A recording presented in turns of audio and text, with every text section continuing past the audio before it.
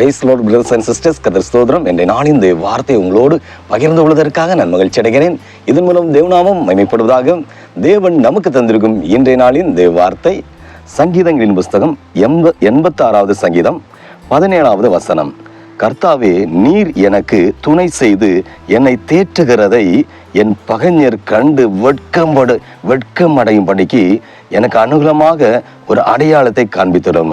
அன்பு தேவப்பிள்ளைகளே, எனக்கு துணை செய்ய யாருமே இல்லைன்னு இந்த செய்தி பார்த்து கேட்டுக்கொண்டு உங்களுடைய வாழ்க்கையில யாருமே ஒரு சின்ன உதவி, ஒரு சின்ன துணையாட்டு, இந்த காரியத்துல மட்டும் ஒரு துணையாட்டு எனக்கு கூட இருந்துட்டா நான் என் லெவலே வேற மாதிரி ஆயிரும், என் வாழ்க்கை எதிர்காலம் பிரைட்டா வெளிச்சமா மாறிடும் அப்படின்னு நினைக்கிறீங்களா? ஹல்லேலூயா. வசனம் அதான் சொல்லுது, கர்த்தாவே நீர் எனக்கு துணை செய்து. இந்த உலகத்துல மனுஷனுக்கு துணைய நம்ம ரொம்ப நாளா யோசிப்போம், அவங்க நமக்கு உதவி செய்வாங்க, அவங்க நமக்கு துணையா நம்ம சொல்லுவாங்க, என் பின்னால ஒரு பெரிய சொல்லுவாங்க, என் பின்னால ஒரு பெரிய ஆள் பலமே இருக்கு, அவங்களுக்கு தெரியும், எனக்கு இவங்களுக்கு தெரியும், இப்படியெல்லாம் சொல்லுவாங்க, எங்களுக்கு பலமே இப்படி இருக்குது. ஆனா இந்த இடத்துல என்ன சொல்லுதுன்னா, ஆண்டவரே ஒரு துணை மட்டும் எனக்கு கிடைச்சிட்டா இந்த பிசினஸ்ல நம்ம அப்படியே மேல போகிறதுக்கு ஒரு நல்ல ஒரு பார்ட்னர் கிடைக்கணும். ஹல்லேலூயா. ஒரு வாழ்க்கையில நான் முன்னேறி போறதுக்கு, என் வாழ்க்கையை முன்னேற்றி கொண்டு போறதுக்கு எல்லா துணையும் தேவை. அது போல குடும்பத்திலையும் ஒரு நல்ல மன வாழ்க்கை, ஒரு மன துணை தேவை. ஹல்லேலூயா.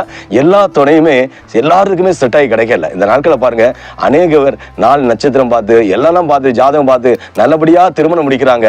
ஆனா கொஞ்ச நாட்களுக்குள்ள பயங்கரமான பைபிள்ல சொன்ன மாதிரி மாறா போல கசப்பான அனுபவங்கள். யாரும் ஒருவர் புரிஞ்சு கொள்ள மாட்டாங்க. ஹல்லேலூயா. குடும்பத்துல ஒரு ஐக்கியம் இல்லை, சமாதானம் இல்லை, சந்தோஷம் இல்லை. என்ன செய்யறது? அடுத்த ஸ்டெப் நம்ம வாழ்க்கையில முன்னால போறதுக்கு இதே தடையா இருக்குது. ஹல்லேலூயா. அதனால நமக்கு ஒரு துணையா இருக்கிறதுக்கு எல்லா காரியத்திலையும், வாழ்க்கையில, குடும்ப வாழ்க்கையில, வேலையில, ஊழியக்காரங்கள எல்லா காரியத்திலையும் ஆண்டவர் தான் நமக்கு ஒரு துணையா இருக்க முடியும். வசனம் இன்னொரு வாசிப்போம். கர்த்தாவே நீர் எனக்கு துணை செய்து என்னை தேற்றுகிறதை என் பகைஞர் கண்டு வெட்கப்படும்படிக்கும். ஹல்லேலூயா. நமக்கு ஆண்டவர் உதவி செய்கிறார் என்கிறத யாரு வெட்கப்பட மாட்டோம். எல்லாம் சொல்லுவாங்களே, இந்த பையன்லாம் தேராத கேஸ், இந்த பொண்ணு சரியில்லை, இதெல்லாம் வந்துகிடவே செய்யாது, இதெல்லாம் மேல போகாது, இதெல்லாம் விளையாட்டு பிள்ளை அப்படியெல்லாம் சொல்லுவாங்க. ஆனா நம்ம வெற்றி பெற்று மேல எழும்பும் போது நமக்கு கடவுள் உதவி செய்து நம்மளை மேல கொண்டு போய் சொல்லுவாங்க, ஐயோ நாங்க கூட எதிர்பார்க்கல, இது ஒரு விளையாட்டு பிள்ளை போல, இந்த விளையாட்டு பையன் மாதிரி நாங்க நினைச்சோம், இவங்கெல்லாம் இந்த பிசினஸ்ல வளர்ந்து வருவாங்க, நாங்க எதிர்பார்க்கவே இல்லை, நாங்க இதெல்லாம் நடக்காது முடியாதுன்னு நினைச்சோம், கடவுள் தான் இவங்களுக்கு துணையா இருந்திருக்காருன்னு சொல்லுவாங்க. கேள்விப்பட்டீங்களா? இதை பார்த்து கேட்கிற உங்களுக்கு வாழ்க்கையில எத்தனையோ பேர் அனுபவிச்சிருப்பீங்க. இவங்கெல்லாம் இந்த ஸ்கூல்ல பிள்ளைகளை சேர்க்க முடியாது, ஏன்னா இவங்களுக்கு வருமானம் இல்லை, இவங்க கடன் நெருக்கடியில இருக்காங்க, இப்படின்னு சொல்லுவாங்க. ஆனா ஹல்லேலூயா, ஆண்டவர் மனுஷர்களை கண்களை தயவு கிடைக்க செய்து பெரிய பெரிய நல்ல படிப்புகளை நம்முடைய பிள்ளைகளுக்கு கொடுக்க உதவி செய்ய வல்லவரா இருக்கிறாரு. எத்தனையோ பேர்ட்ட சாட்சி சொன்னா கண்டிப்பா சொல்லுவாங்க, நாங்களே இதெல்லாம் முடியாத கேஸ் நினைச்சோம், எங்க பிள்ளைகளை நல்லா படிக்க வைக்க ஏசப்பா தான் உதவி செஞ்சாரு, ஏற்ற நல்ல ஞாபக சக்தி அறிவையும் கொடுக்கிறது ஆண்டவர் சமூகத்துல தான் இருக்குது. ஒவ்வொரு பெற்றோரால சொல்ல முடியும் தேவப்பிள்ளை. அது போல இந்த நாட்கள்ல என் பிள்ளைய படிக்க வைக்க முடியலையே, எனக்கு யார் உதவி செய்வான்னு காத்துட்டு இருக்கீங்களா? கவலைப்படாதீங்க தேவப்பிள்ளை. உங்களுடைய வாழ்க்கையில இவ்வளவு படிச்சிருக்கேன், படிச்ச படிப்புகளை அந்த ஒரு ஏற்ற வேலையே கிடைக்கல, நான் படிச்சதை வேஸ்ட் நினைக்கிறீங்களா? நான் சிலவங்க சொல்லுவாங்க, நான் தற்கொலை பண்ணி தான் சாகணும், ஏன்னா எந்த வருமானம் இல்லை, ஆனா படிச்சிருக்கிறேன், வேலை இல்லை நினைக்கிறீங்களா? தேவப்பிள்ளை எதுக்கும் கவலைப்படாதீங்க. உங்களுக்கு மனுஷர்கள் தயவு, அதிகாரிகள் தயவு ஆண்டவர் 100க்கு 100 கொடுக்க வல்லவரா இருக்காரு. நீங்க ஆண்டவர் சமூகத்துல ஏசப்பா எங்களுக்கு நீங்க உதவி செய்யுங்க, நாங்க மனுஷன் நோக்கி பார்க்கல, உங்களை நோக்கி பார்க்கிறோம், நீர் மனுஷர்கள் கண்கள், அதிகாரி கண்களை தயவு கிடைக்க உதவி செய்யுங்க. நீங்க ஜெபிக்கும் போது உங்க வாழ்க்கையில எல்லா பிரச்சனைகளும் மாறி போவோம். ஆண்டவரே உங்களுக்கு துணையா இருக்கிறாரு. அந்த வசனத்தை கடைசியில போட்டிருக்கு பாருங்க, பகைஞர்கள் கண்டு வெட்கப்படும்படிக்கு எனக்கு அனுகூலமாக ஒரு அடையாளத்தை காண்பித்தரும். ஆண்டவரே எனக்கு ஒரு அடையாளத்தை தாருங்க, நீர் என்ன ஆசீர்வதிப்பீங்கன்னா நீர் எங்களோடு பேசுங்க ஏசப்பான்னு நீங்க ஜெபிச்சு பாருங்க. ஆண்டவர் நீங்க அதிகாலையில் ஆண்டவர் சமூகத்தில் நீங்க தேடி நீங்க ஜெபிச்சீங்கன்னா ஆண்டவர் சிந்தனைகளை எப்பொழுதும் தீய கெட்ட சிந்தனைகள் உங்க சிந்தனைக்குள்ள வராதபடி ஆண்டோட ஜெபித்து ஆண்டவர் சமுதாயம் உங்க தொழிலுக்காக, பிசினஸ் வியாபாரங்களுக்காக, வேலைக்காக, பிள்ளைகள் படிப்புக்காக, கணவன் மனைவிக்குள்ள ஒரு அண்டர்ஸ்டாண்டிங், எப்படி பிரிவினைகள் பிரச்சனைகள் வராம இருக்கிறதுக்காக நீங்க ஜெபிச்சு பாருங்க. ஆண்டவர் உங்களுக்கு துணையா இருப்பார் தேவப்பிள்ளைய. எல்லா காரியத்திலும் ஒரு துணை மட்டும் ஸ்ட்ராங்கா இருந்துட்டுனா இந்த உலகத்துல எதையுமே சாதிச்சிடலாம். ஒரு பிசினஸ்ல ஒரு பார்ட்னர்ஷிப், ஒரு நம்ம வலது கை போல இருந்துட்டாங்கன்னா எந்த காரியமும் அது லாஸ் ஆகுனா கூட அதை அடுத்த இதில் நம்ம ரெடி பண்ணி கொண்டு வந்துடலான்னு ஒரு அட்ஜஸ்ட்மெண்ட் கிளியரா போயிடுவாங்க. ஹல்லேலூயா. குடும்ப வாழ்க்கையா இருந்தாலும் சரி, அவங்க ஒரு ஆளு கொஞ்சம் வித்தியாசமா இருந்தாலும் அதை அட்ஜஸ்ட் பண்ணி போயிட்டாங்கன்னா அவங்க ஜெயிச்சு மேல போயிடுவாங்க.